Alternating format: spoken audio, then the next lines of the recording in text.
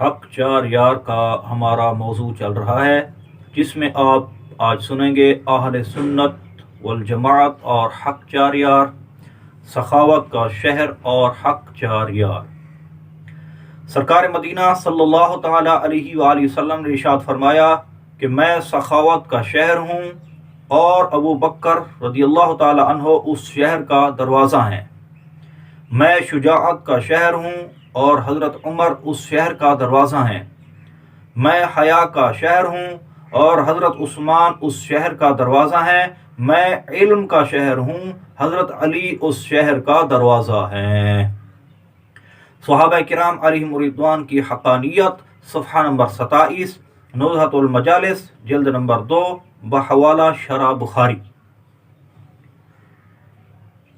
اہل سنت والجماعت اور حق چار یار حضرت علی رضی اللہ تعالیٰ عنہ فرماتے ہیں کہ نبی کریم صلی اللہ تعالیٰ علیہ وآلہ وسلم نے فرمایا، جو سنت اور جماعت کو لازم پکڑے اللہ تعالیٰ اس کی دعاؤں کو قبول فرماتا ہے اور اس کی حاجتوں کو پورا فرماتا ہے اور اس کے تمام گناہوں کو بخش دیتا ہے اور اس کے لیے آگ سے براءت لکھ دیتا ہے اور نفاق سے بھی براءت لکھ دیتا ہے۔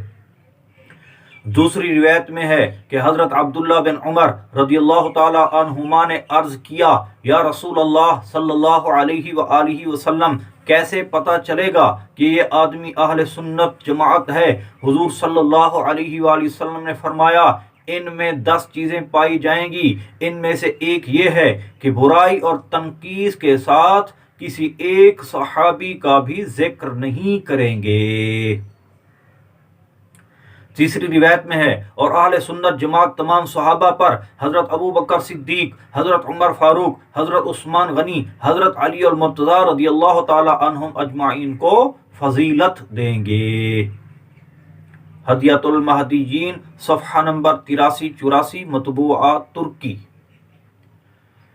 ایک اور جگہ ارشاد فرمایا، خبردار ہو کر سنو، جو شخص اہل بیت کی محبت پر فوت ہوا وہ مسلک اہل سنت جماعت پر فوت ہوا۔ خطبات محرم، صفحہ نمبر 250، تفسیر کبیر، جلد نمبر 7، صفحہ نمبر 390۔ اہل سنت کا ہے بیڑا پار، اصحاب حضور نجم ہیں اور ناؤ ہے عطرت رسول اللہ کی۔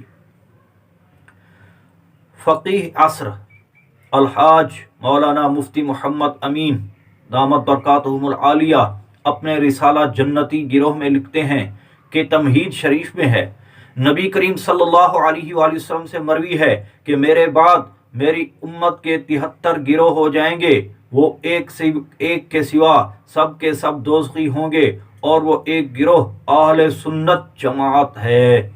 تمہید ابو شکور سالمی، صفحہ نمبر 73، جنتی گروہ، صفحہ نمبر 14۔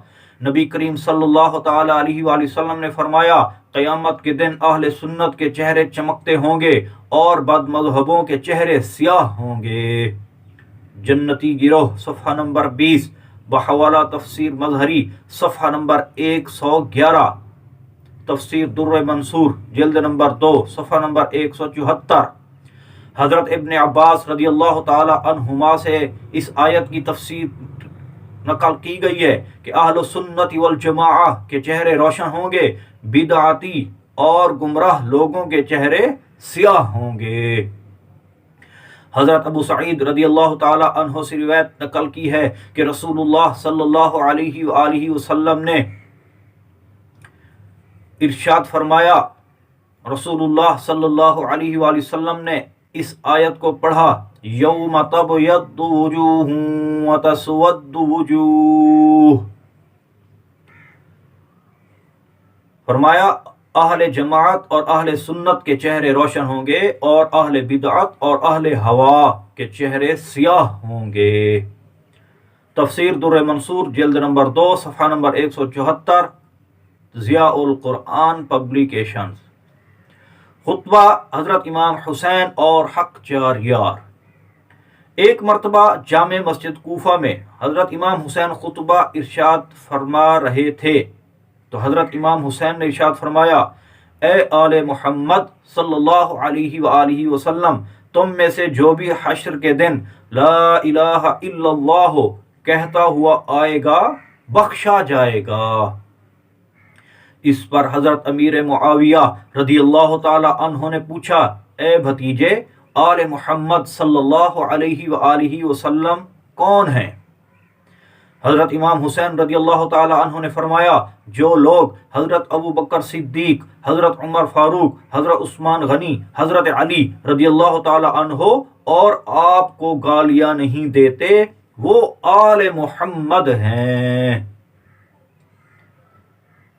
حضرت امیر معاویہ رضی اللہ تعالی عنہ، کتاب کا نام صفحہ نمبر 212 بحوالہ ابن عساکر، جلد نمبر 8 صفحہ نمبر 312۔ تو اللہ تبارک و تعالی ہمیں بھی آل محمد صلی اللہ علیہ وآلہ وسلم کی طرح صحابہ کرام علیہ رضوان سے سچی محبت عطا فرمائے، اہل بیت سے سچی محبت عطا فرمائے، ان کے صدقے ہمارا خاتمہ بالخیر فرمائے۔ وآخر دعوانا ان الحمد للہ رب العالمین۔